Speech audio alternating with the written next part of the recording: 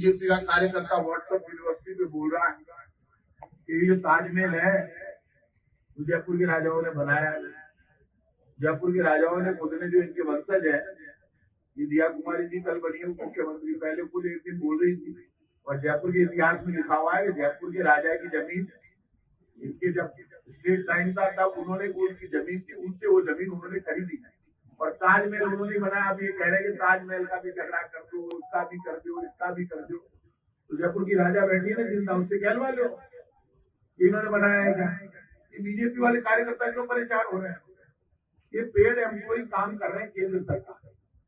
और मैं आज आपसे कह रहा हूँ, मेरी खुली चुनौती है, बीजेपी के शासन को एक वर्ष हो गया, एक वर्ष में बीजेपी को ये बताना चाहिए कि उन्होंने 10 रुपए के टेंडर किए या 10 लाख। इस एक वर्ष में बीजेपी ने कोई टेंडर ही नहीं की। जो काम हमारा चल रहा था वही काम चल रहा है। बीजेपी बार बार मुद्दा उठाती है, बोलती है कांग्रेस की सरकार ने ये कर दिया, कांग्रेस की सरकार ने वो कर दिया। मैं आज आपसे कह रहा हूँ, बीजेपी की सरकार में जो घोटाले हुए हैं और जमीनों की जो बंदरबांट हुई है उसने तो कभी आज तक नहीं हुई। बीजेपी के साथ दिक्कत हो गई। पहली बार ऐसा हुआ जब मुख्यमंत्री और मंत्री सरकार नहीं चलाकर अधिकारी मुख्यमंत्री और मंत्रियों को चला रहे हैं। हालात बहुत खराब है। चाहे जैसे मंत्रियों को मुख्यमंत्रियों को चलाया जाए, इस बार सरकार मुख्यमंत्री और मंत्री चलाते हुए नजर नहीं आ रहे। पहली बार मुख्यमंत्री और मंत्रियों को अधिकारी चलाते हुए नजर आ रहे। और आखिर ये किसके इशारे पर हो रहा है? केंद्र के इशारे पर हो रहा है या किसी और के इशारे पर हो रहा है? लेकिन आफ्टर ऑल ये सवाल बीजेपी कांग्रेस का नहीं है। ये संकट आ गया है संविधान के और लोकतंत्र के सामने कि चुनी हुई सरकारों के मुख्यमंत्री और मंत्री तो कमजोर होने लगे, विधायक की कोई पूछ नहीं हो, और वो लोग सरकार चलाने लगे जिनका काम एमएलए, मंत्री और मुख्यमंत्रियों के आदेश मानना है, वो सरकार चला रहे हैं। इसलिए एक वर्ष में सरकार नाम की कोई चीज ही नहीं है यहाँ पे। हालात बहुत खराब और इतने ज्यादा खराब है कि आप अंदाज नहीं कर सकते। इन्होंने राइजिंग राजस्थान किया, मुख्यमंत्री कह रहे हैं कि हमने 35 लाख करोड़ के एमओयू कर लिए। मुख्यमंत्री जी एक तो ये बता दो आप कि आपने गौतम अडानी, अनिल अग्रवाल जो वेदांता समूह के मालिक है, ये अनिल अग्रवाल उस दिन अमीर बने जिस दिन इनको हिंदुस्तान जिंक अटल बिहारी वाजपेयी जी के टाइम पर मिल गई कोडियों के दाम। आपको पता है कितना बड़ा हंगामा हुआ था जब वो होटल और ये सब एक साथ मिले। हिंदुस्तान जिंक तो सोना है, तो 400 करोड़ रुपए में शायद मिली थी, जो मुझे याद आता है। बहुत बड़े आदमी बन गए।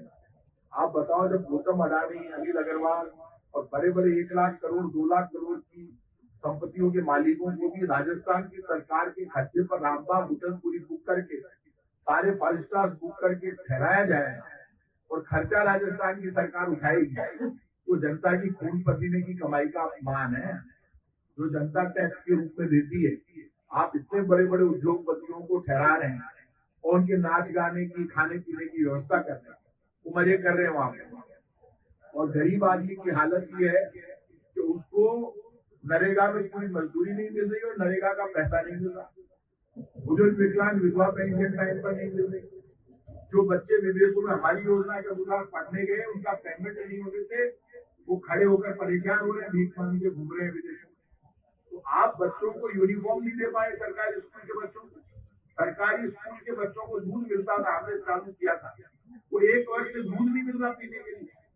आप जब दूध नहीं दे पा रहे, सरकारी स्कूल के बच्चों को ड्रेस नहीं दे पा रहे, और आप उद्योगपतियों के लिए इतना बड़ी तादाद में व्यवस्था कर रहे हैं खाने पीने की, चाहे वहां उनको स्कॉच की व्यवस्था हो, चाहे और कोई व्यवस्था हो, सब व्यवस्था आपने उनकी कर, लेकिन आप गरीब के लिए कोई व्यवस्था नहीं।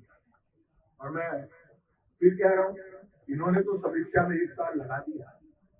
अब हम इनके घोटालों की सच्चाई ब्लैक पेपर हम जारी करेंगे जिसमें बीजेपी के काले कारनामे होंगे और हर डिपार्टमेंट की सच्चाई होगी कि यहाँ इन्होंने ये घोटाले किए। एक घोटाला तो सबके सामने आ गया, high security registration plate HSRP।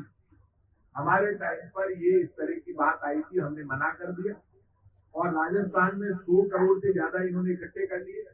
फिर इनके उप मुख्यमंत्री, परिवहन मंत्री प्रेमचंद बैरवा ने स्टेटमेंट दिया कि अब हम हमारा ऐप बनाएंगे, आप कोई भी अब इससे रजिस्ट्रेशन प्लेट नहीं बनवाए इस कंपनी से, उनके झगड़ा हो गया लेन देन का।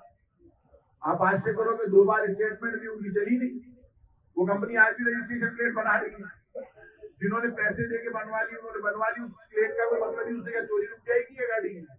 हमारे टाइम पे थी तो कोई भी कहीं पे भी बनवा लेता था, हर कोई बना रहा था वो रजिस्ट्रेशन प्लेट ऐसे साथ की प्लेट। अब आप हाई सिक्योरिटी रजिस्ट्रेशन प्लेट के नाम पर सामने आ गया घोटाला। अब ये नया काम करने जा रहे हैं, कहीं शुरू किया या नहीं किया लेकिन इनके टेंडर हो गए। अब ये स्मार्ट मीटर लाना चाहते हैं राजस्थान में बिजली विभाग, 10,000 करोड़ से ज्यादा के टेंडर है। भारत सरकार ये कह रहे हैं भारत सरकार पैसे देगी, हम फ्री में वो मीटर लगाएंगे, हमें नहीं लगवाने। किसी के मीटर खराब ही नहीं तो आप स्मार्ट मीटर जो पहले आप चक्री वाला मीटर आता था सब उससे संतुष्ट थे, आप इलेक्ट्रॉनिक मीटर ले आए। इलेक्ट्रॉनिक मीटर ने जेब काटी, तो अब क्या पूरे कपड़े खुलवाओगे स्मार्ट मीटर के नाम पर? कार हिलेगा तो भी उसका बिल आएगा। स्मार्ट मीटर के नाम पर बड़ा घोटाला होता है। इन्होंने एक बड़ी कंपनी जीनस को ठेका दिया है और अभी स्मार्ट मीटर फ्री में लगाने के नाम पर लोगों के घरों पे जाकर इलेक्ट्रॉनिक मीटर चलता हुआ खोलेंगे, स्मार्ट मीटर लगाएंगे। हम स्मार्ट मीटर नहीं लगने देंगे, क्योंकि ये स्मार्ट मीटर जनता की जेब काटने का काम है, जनता के घर में कुछ नहीं बचेगा। राजस्थान के किसान फ्री में बिजली ले रहे थे, 2000 यूनिट तक जिसपे आ रहा था उसके 0 बिल आ रहा था। अब इन्होंने नए टैक्सेस लगा दिए, उसके 600 से 800 रुपए आने लगे। 100 यूनिट तक हमने बिजली फ्री की, तो 100 यूनिट तक बिजली फ्री की हालत इन्होंने खराब कर दी। अब जो नए टैक्सेस लगा दिए उसके फ्री नहीं आ रही 100 यूनिट। 100 यूनिट के नए कनेक्शन कर रहे हैं तो उसको फ्री नहीं दे रहे। हमारी जितनी छूट थी वो खत्म कर